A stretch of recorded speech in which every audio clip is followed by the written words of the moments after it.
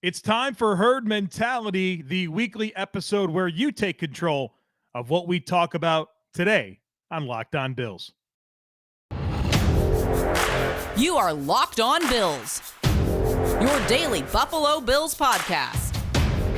Part of the Locked On Podcast Network, your team every day.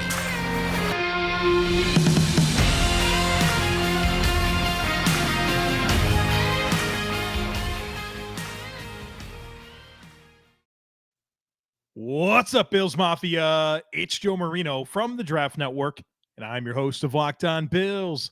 Happy Tuesday to you, and thank you for making Locked On Bills your first listen every day, or if you're joining us on the YouTube channel, your first watch every day. Today will be Herd Mentality. I have a ton of great questions for us to get into, but I have two quick things that I want to talk about before we start with the outstanding questions that were sent in. First of all, I absolutely love doing the Buffalo Bills big board that I did yesterday on the podcast, except for I skipped the player. At 25, I had Drake London, the wide receiver out of USC. And I think my eyes just got lost between number 25 and getting to the ad read. And I skipped him. Did not mean to, but he is that player at 25 that I overlooked yesterday. The second thing, and this is something I'm pretty geeked about, it's that Josh Allen is going to be in the match, which is, of course, a golf match between Tom Brady and Aaron Rodgers on one team, Josh Allen and Patrick Mahomes on the other. I think we can all agree that we're rooting for Josh Allen's team, even though we have to root for Patrick Mahomes. But the bigger point is that we need Josh Allen to take down Tom Brady on the golf course. It'll be in June. It'll be on TNT, and I'll be glued to every second of it. I love golf. I love Josh Allen.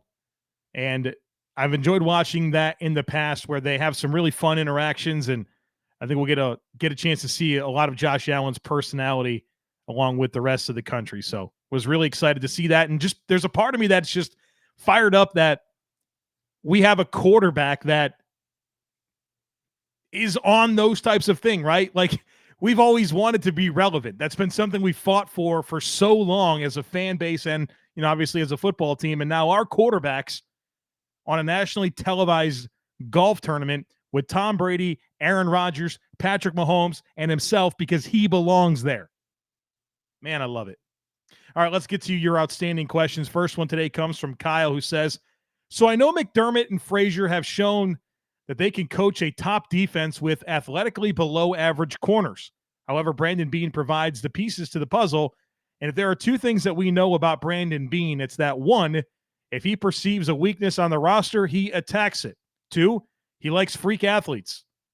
He has slowly tried to put one in every position room with the exception of running back and the secondary. Now, I don't think Beane perceives CB2 as that big of a weakness as the fan base might, but not bringing back Levi Wallace at a reasonable deal at least proves they thought a change was necessary. I think Brandon Beane shocks but pleases many of us and double dips taking two defensive backs in the first three picks. My ideal scenario would be Daxton Hill at 25 unless Andrew Booth falls, and Tariq Woolen in the second, even if you have to trade up to the 45 to 50 range. In the Bills' last two playoff losses versus the Chiefs, Tyreek Hill has 20 receptions on 24 targets for 322 yards and one touchdown. Whew. Beane has seen enough and goes and gets his guys with traits because, as Bruce Nolan would say, traits give you options. For what it's worth, in his other 11 career playoff games not against the Bills, Hill averages 5.8 receptions for 69 yards and has 5 total touchdowns. Thanks for all you do. Looking forward to the draft. Thanks to all the knowledge you have shared on these prospects. Kyle, I think this is really well thought out. And we've seen Brandon Beane be quite aggressive to fix weaknesses, right? Whether that was the offensive line coming out of 2018, the receiving core throughout the last couple years, defensive line. This is something he's definitely done. And so I think there's a good chance that you're right about this, that he does double dip with a couple of early picks. And I'd love for Sean McDermott and Leslie Frazier to have more athleticism in the secondary to give them more options with how they can space the field and cover offenses. So I think this is a really well thought out take, and I hope it's true, because I'd like to see this team have more athleticism in the secondary to go with this pass rush that they've built. I think this pass rush has a chance to be the best we've ever seen under Sean McDermott since he arrived in town in 2017. And so you add a dynamic pass rush with talented cover men on the back end, and you've got a really, really good defense that's going to be able to do a whole lot better against those top offenses that gave you problems last year. Let's be honest about it. So really, really good stuff here from Kyle. Next one comes from Vin. Vin says, I recently read that supposedly the Bills may still have interest in wide receiver Jarvis Landry. How do you feel about this? I'd have to assume at this stage of free agency, he would be relatively inexpensive. How would it affect their draft board, in your opinion? Finally, how will you be consuming the draft this year? Do you prefer working the draft, or do you maybe wish you could just take it in as a fan? Let's start with the Jarvis Landry thing. I guess I'd be surprised at this point if the Bills actually brought in Jarvis Landry. I mean, to me, when they signed Jameson Crowder, that was very much a signal that Jarvis Landry wouldn't be in play for them. Now, if he could come on a bargain deal, I don't put it past the Bills. But at this point, I would think it's unlikely. How would I feel about it? I'd be pretty indifferent. I don't think he adds anything new to this receiving core. Not with Jameson Crowder in place. I think that's a wash, and you have a redundancy in terms of skill sets. What I'm looking for at wide receiver is field stretching ability and yards after catch. I don't think Jarvis Landry gives you the field stretching ability. He's good after the catch, but so is Jameson Crowder. So I don't know that you really gain anything there. As for consuming the draft, this year, like I have every year since 2017, I am working the draft. We're doing a live broadcast with thedraftnetwork.com. We'll share more details about that. I'm leaving for Vegas this weekend, and I'll be there all week long. And we're going to have some really, really cool stuff in terms of how we broadcast the draft. It'll be different than anything else you've ever seen. We're going to really focus on embracing what we call ourselves, which is front office 33. And we have a really cool draft board that we're going to have up in the room, and a lot of different features that replicate an actual NFL war room with our scouting staff, kind of just talking through everything. So it's going to be really fun, and we'll share more details about it and how everybody can watch it very, very soon. Now, as far as do I prefer working the draft or taking it in as a fan? Listen, that's a really hard question for me, because my favorite thing in the world is to just be a fan and watch the draft and watch it with my brothers and just have an amazing time working through it like that. But this is my life's work. I get to do what I love. I get to live out my dream covering the NFL draft. And part of that is having to be on location and broadcast the draft. And so I always have to side with that, because, you know, like I said, I pinch myself all the time, recognizing that this is the work that I get to do, and that just comes along with it. And it's a whole lot better than actually going to work. So we'll take it. Next one comes from Brian, very similar to one sent in by Drew. Brian says, with all this talk recently about going to more 3 linebacker sets to deal with run-heavy teams, I have to ask, is Taron Johnson the cornerback you want to take off the field in that situation? Can he possibly play outside in a pinch? Not knowing what the Bills will add in the draft and free agency, is it possible he fills in outside until Trey White returns? Brian, like I said back in the DMs when you sent this, I've been thinking about this a lot myself. I just haven't said it out loud. Where maybe the entire plan here is for Taron Johnson to play a bit more on the outside.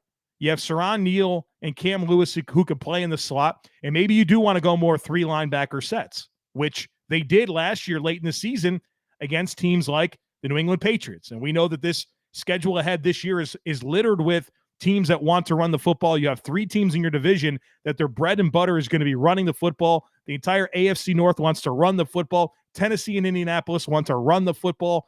And if you want to bring teams to your stadium in January, you better be able to stop the run.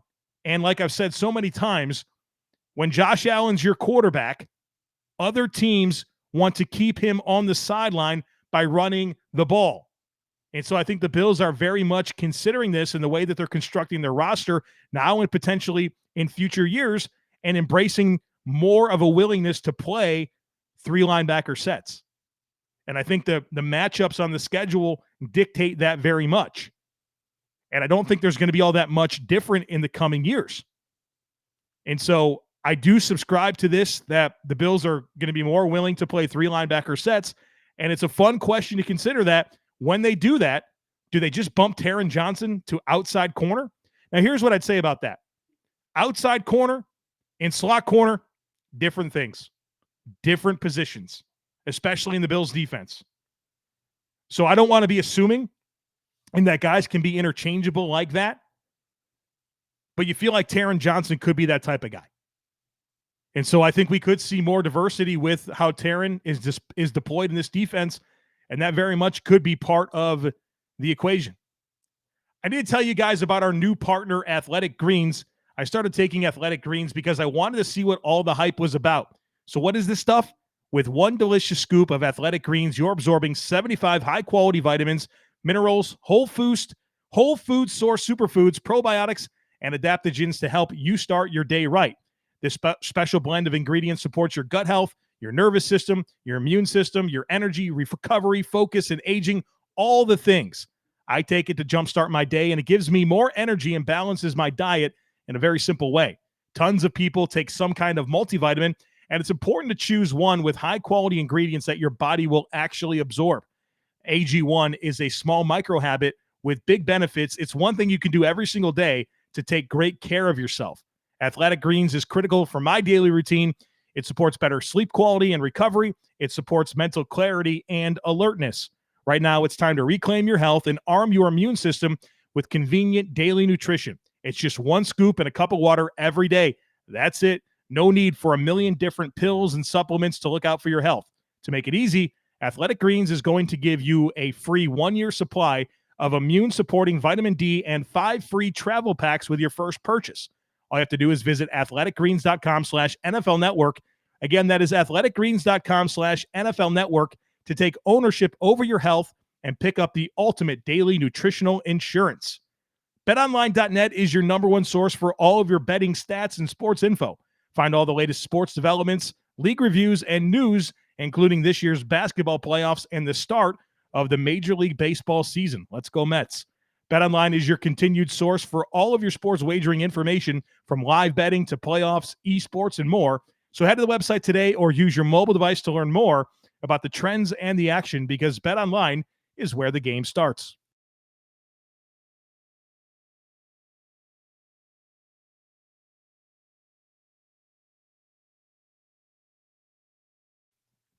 All right, the next one comes from Sam, who says, if we don't get Jameson Williams, the wide receiver out of Alabama, then the Chiefs will use their 2 first-rounders to trade up and get him.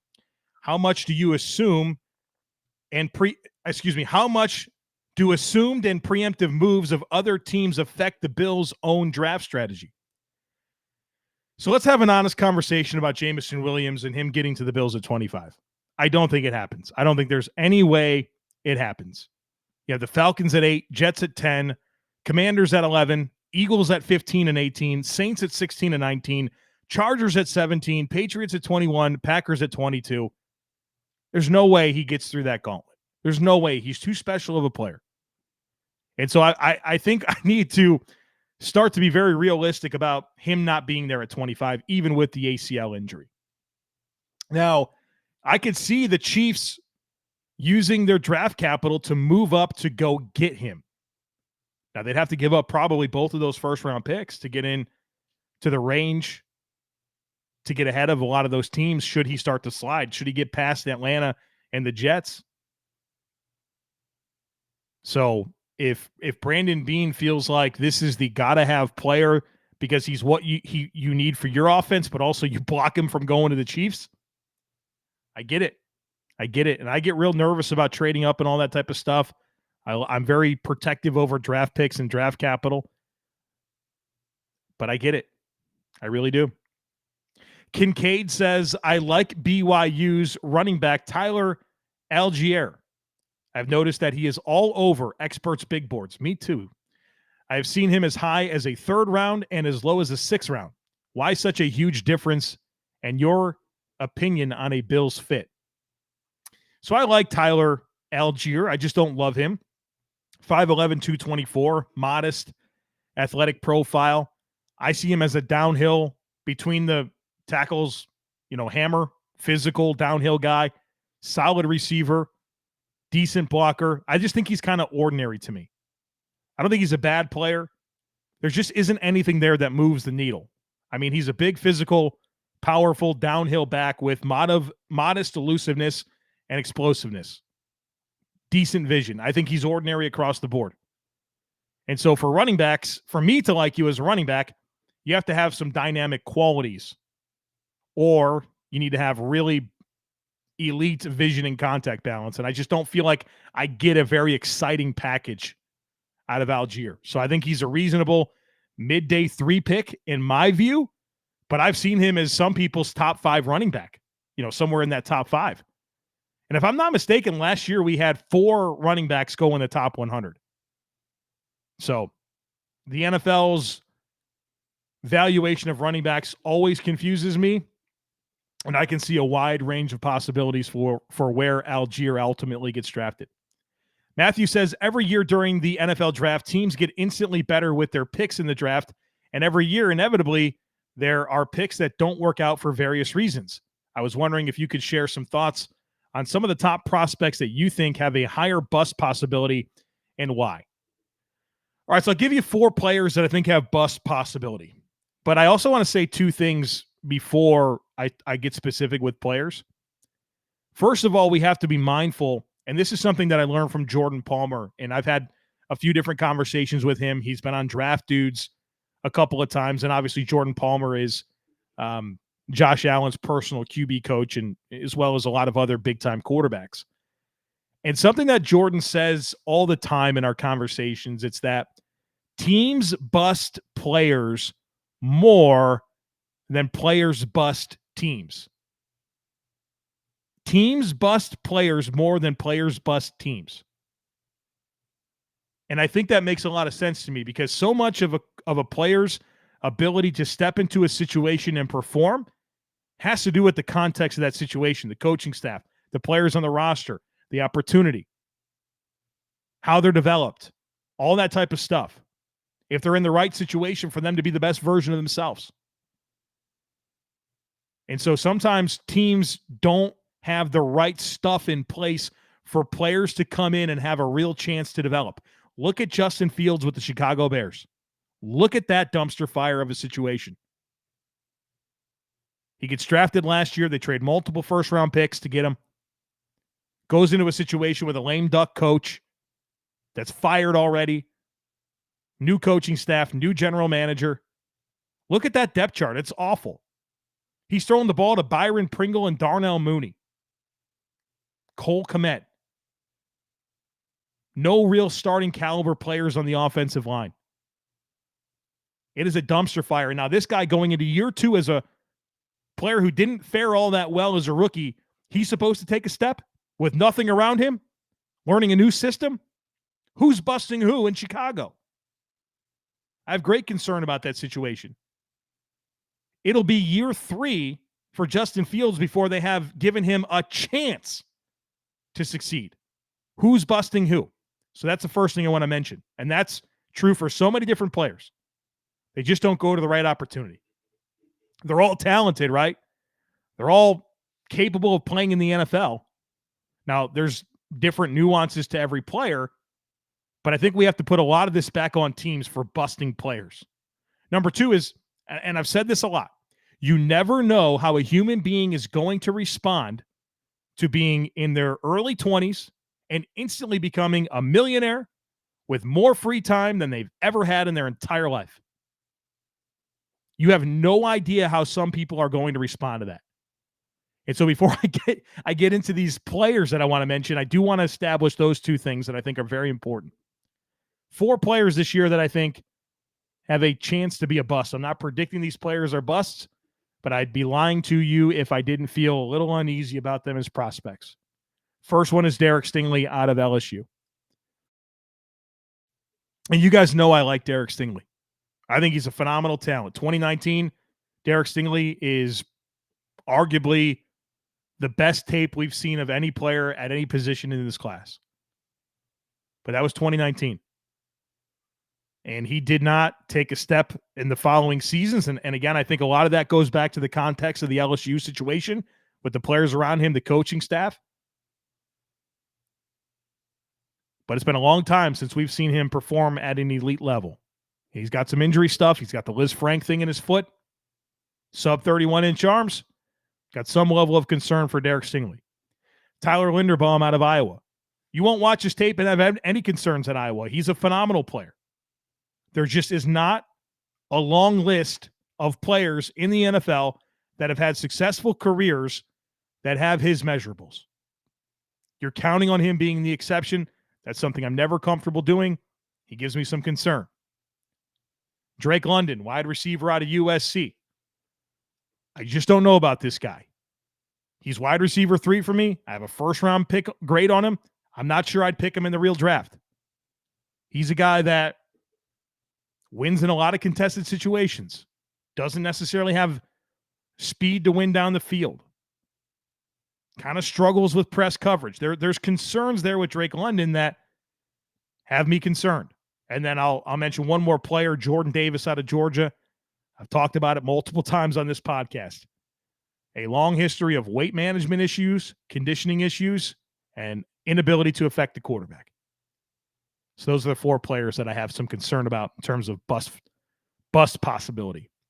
Next one comes from Ted, who says, I'm wondering if I can challenge you to comp any players from the 2022 draft class to these past and present Buffalo Bills. Levi Wallace, Jerry Hughes, Cole Beasley, Tremaine Edmonds, A.J. Klein, Dawson Knox, and Devin Singletary. I thought this might be a fun exercise. I agree. And so I don't necessarily love all of these comps, but if I had to pick a stylistic comp for all of the players you gave to a player in the 2022 NFL draft, I would comp Levi Wallace to Cincinnati cornerback Kobe Bryant. I would comp Jerry Hughes to Penn State edge rusher Arnold Ebiketie. I would comp Cole Beasley to Slade Bolden. He's a wide receiver from Alabama. Tremaine Edmonds, that's a tough one, but I said Georgia linebacker Quay Walker. For A.J. Klein, I said Wisconsin linebacker Jack Sanborn. For Dawson Knox, I said Ohio State tight end Jeremy Ruckert. And for Devin Singletary, Iowa running back Tyler Goodson. This episode is brought to you by Rock Auto. With the ever-increasing numbers of makes and models, it's now impossible for your local chain auto parts store to stock all the parts you need. Why endure often pointless or seemingly intimidating questions like, is your Odyssey an LX or an EX? And wait while the person behind the counter orders the parts on their computer, choosing the only brand their warehouse happens to carry. You have computers with access to rockauto.com at home and in your pocket. Save time and save money when using Rock Auto. Why would you choose to spend 30%, 50%, even 100% more for the same parts from a chain store or a car dealership? They have everything you can need: brake parts, tail lamps, motor oil, and even new carpet. So go to rockauto.com right now and see all the parts available for your car or truck. Make sure you write Locked On in there. How did you hear about us box so they know that we sent you? They have amazing selection, reliably low prices, and all the parts your car will ever need over at rockauto.com.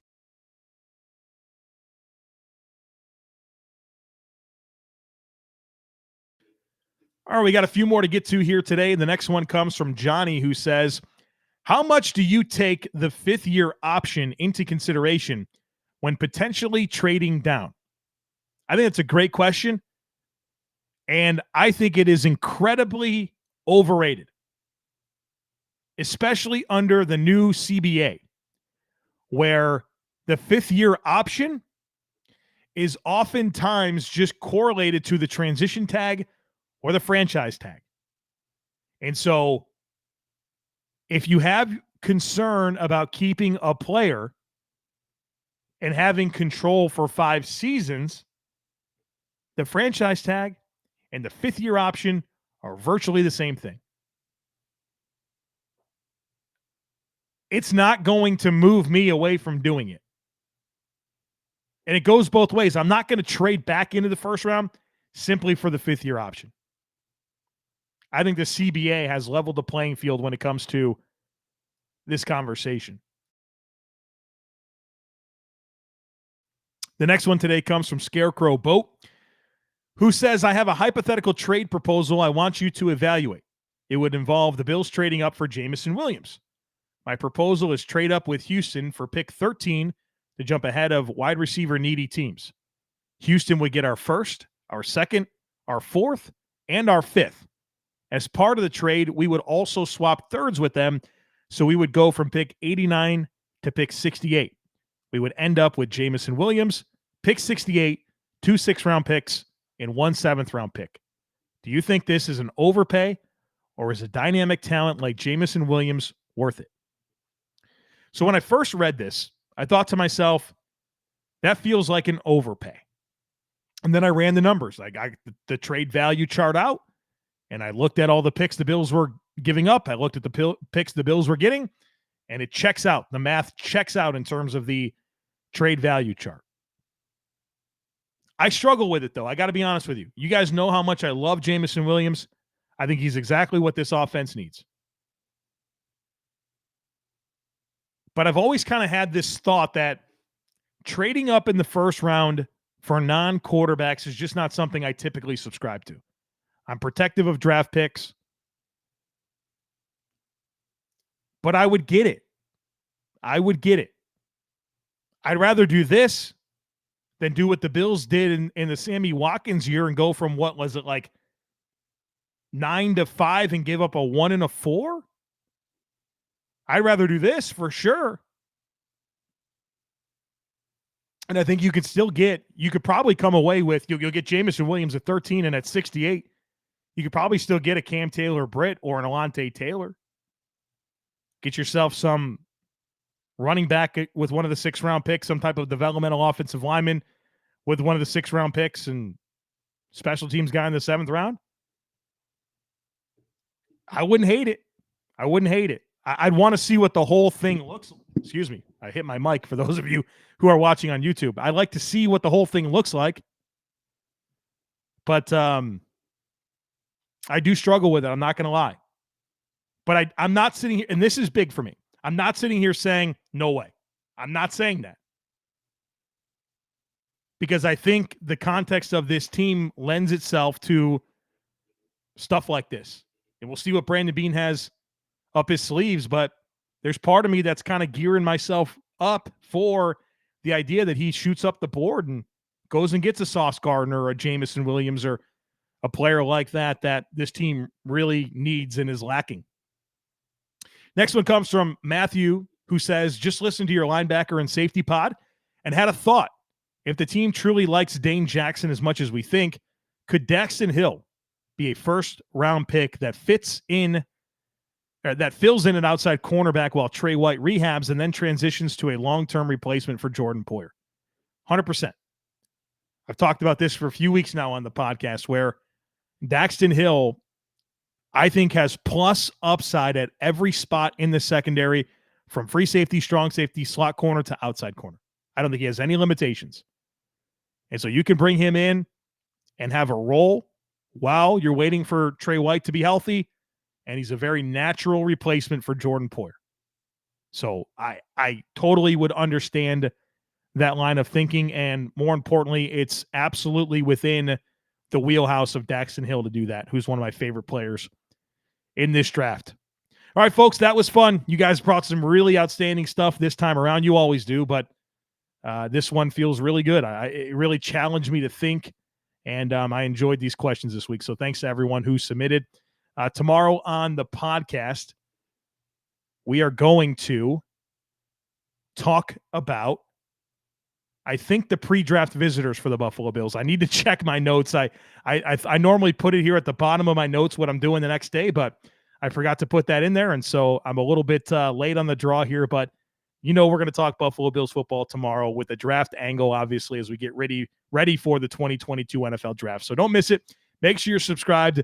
Would love it if you took a second to rate, review, and share the podcast. Have a great rest of your day, and I look forward to catching up with you again tomorrow.